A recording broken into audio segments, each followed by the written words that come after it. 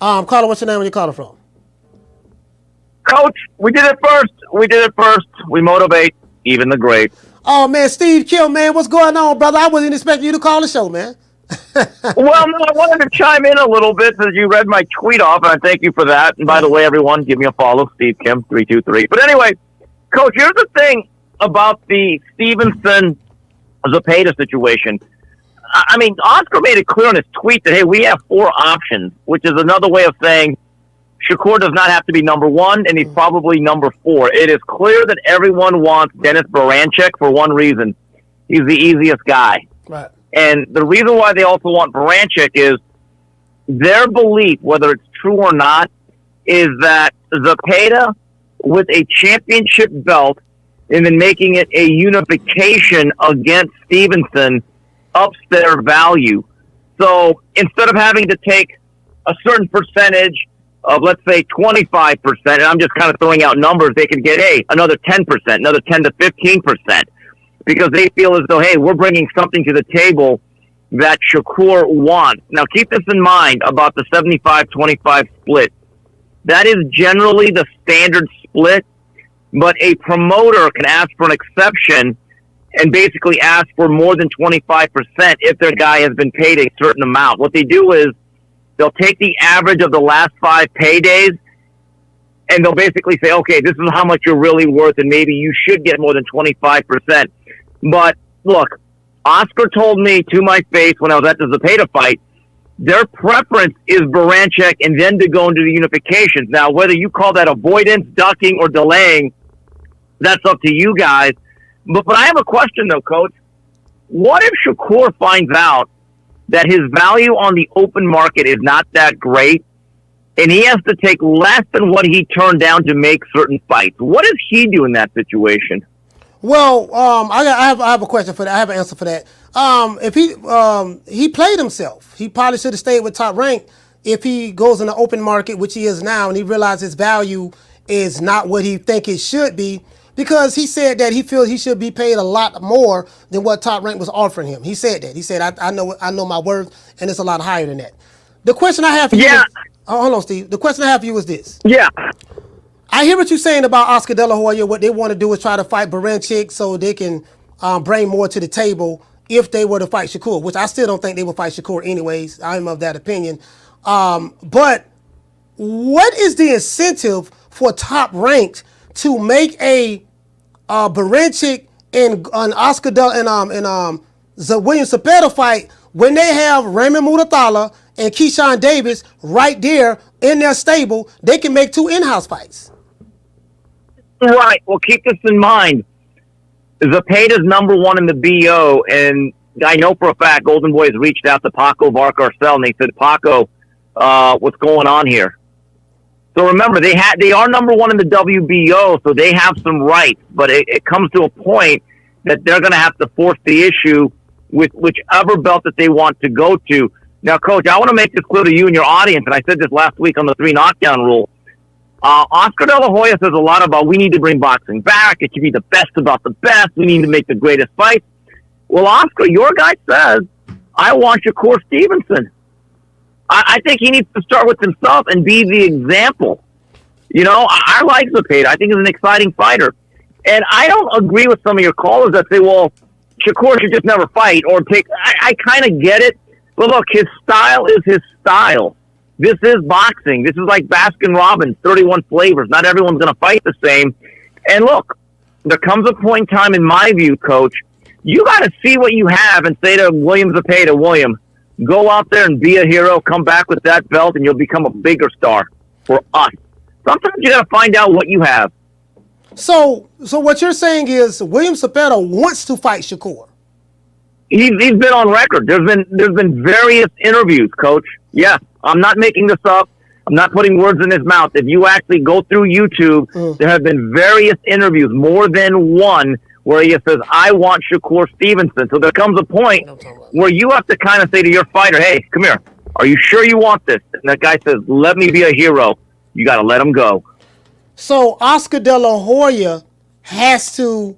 So what happens in that situation? Let's say, because I'm of the opinion, Steve, that if I'm Bob Arum, I'm not going to make a cross promotional fight when I got Raymond Mutathala right here, ranked number 2, and I don't know when is that WBO mandated. Like when is I think they have like a year window period. Like when is the mandatory status for the number 1 guy in the WBO? When is that going to be ordered?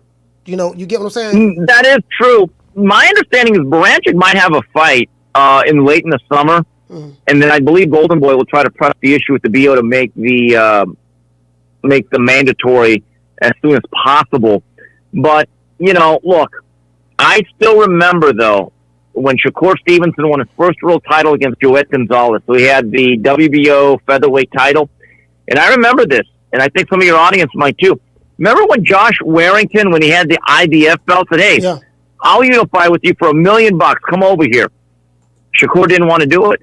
I remember that. And I always thought he should have. I thought he would have spanked Josh Warrington. He either would have shut him out or would have stopped him late. And so, look, it is easy for Eddie Hearn to say, well, I would have done this, this, and this with Shakur. Right, you never put up any money. It's like being that guy that tells a couple that's breaking up, "Oh my God, baby, I would have treated you so good. I would have done this, this, this." Right, well, you're not with her. I mean, you could say that you're going to take her out to a steak dinner every Friday night in a Broadway show. It's easy for me to say if I'm not having to do it and there's no obligation. You know what I'm saying, Coach? Yeah, Eddie full of shit. Eddie, I like Eddie Hearn. Eddie Hearn full of shit. Everybody, yeah, man, I did this, I did that. I'm like, okay. Right.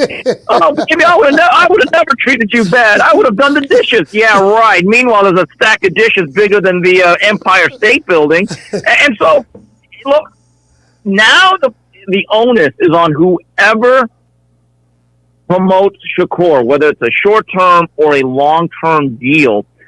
Number one, Shakur is not going to take anything less than $3 million. He's just not. Now, the question is there an offer that'll be that good or better? And then, here's the thing, Coach, because boxing is a business, whether it's Eddie Hearn or anyone else, with whatever you sign Shakur, you have to make events that'll actually turn a profit for you, because they are capitalists. So that's the last thing that I said. If you made Shakur against Zepeda right now, I'm not so sure that breaks 150,000 pay-per-view buys. Can you actually make your money back? You can't put that fight on pay-per-view. You can't put that fight on pay-per-view. That's not a pay-per-view fight. Right, but if you're spending $5 to $6 million on a fight, I mean, it's not 2018 when the Zone was spending ridiculous money. Those days are over. Over, yeah. They're not going to they're not going to overpay for that fight, Steve. I don't see them overpaying for that fight. Right, so that's why everyone involved better be careful here. It's great to say, well, I have one of the best fighters in the world, Shakur Stevenson, on my roster. Right, here's the difference. Can you make money with them? This is the money business. No, I'm serious. No, you're right. No, you're 100% correct. And so this is where the onus falls on Shakur, because now he's in the open market. He feels that he should be getting paid a lot more money than what he was making at Top Rank. Well, now that he's in the open market, if no one is breaking their neck to pay him that type of money, then guess what? He got to look in the mirror and say he played himself. Right. Look, at the end of the day, people keep forgetting this, that the 5-fight extension that was turned down by Shakur, which is certainly his right, and Bob has made that very clear, Coach, that was a minimum. It was not a maximum. In other words, if there was a big fight out there, like let's say somehow he fought Tank Davis, $3 million would have been out the door. It would have been a lot more. Keep this in mind, and I think I mentioned this to you. When Terrence Crawford had his last deal with Top Rank, his minimum, I believe, was $3.5 million. 6 of the 7 fights, or 5 out of the 6 last fights, he got much more than $3.5 million. That's true. I really thought that Shakur, the safest thing to do was to stay at Top Rank, keep chipping away, and then eventually something would have broke through. Because he will break through. I've seen Winky Wright for years be ducked and avoided, and he made a lot of money with Felix Trinidad and Bernard Hopkins.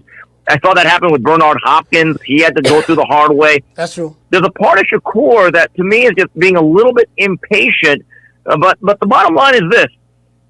Golden Boy does have options, and I know the fans aren't going to like it. And look, is Oscar being a hypocrite? Of course he is. He's being a promoter, Coach. This is what they do. That's true. So this is my thing, Steve, before I let you go. What does Shakur, Shakur is saying that he can sign. He's looking at two people, not top rank, Matchroom or Mayweather. Now, I'm gonna tell you why I feel he should go to Mayweather, and it really has nothing to do with business. It has to do with the optics of him leaving Top Rank. He said, he seemed like he made it kind of racial, right? Well, not kind. He made it racial by basically saying that, hey man, he said some things very similar to Teofimo Lopez. Man, they don't know how to promote black fighters. They don't really care nothing about the black fighters. Floyd told me this about Top Rank, this and that. So he feels that the reason why he's not where he should be from a popularity standpoint is because Bob Arum, he's insinuating that Bob Arum was so racist that he didn't care nothing about building up his black fighter, or from a race standpoint, or Puerto Rican from a nationality standpoint. That's what he's saying. Cool. So if he goes to Eddie Hearn, and let's say, which is a white guy, and let's say that Eddie Hearn doesn't blow him up to the level the way he feel that he should be, we're going to have this same issue from a racial standpoint. If, hey man, Eddie Hearn couldn't do this, he don't know how to promote a black fighter, this and that, yada, yada, yada. So I say the safe pick from an optic standpoint, maybe not necessarily from a business standpoint, I'm not sure, but from an optic standpoint, go to Floyd. Floyd is going to say, I have the magic formula. I know how to build fighters. Look what I did to Tank. Look what I did to Bottle Jack. Look what I'm doing to Camille Moulton. What say you about that? Look, I think there's a lot of validity to that. But look, you have to go to a promoter that has the fighters or the fight available. What was the big problem for Terrence Crawford at Top Rank? They literally created a whole opposite side of the street to avoid him for about 4.5 to 5 years. It was not. I was told by a very good source, PBC was never going to do that Crawford Spence fight as long as he was with Top Rank, because they could not or would not take another loss to that organization after Fury Wilder. That's the reality. Okay, some people aren't going to like hearing it, but it's only the truth. That's true. That is true. And the other thing is,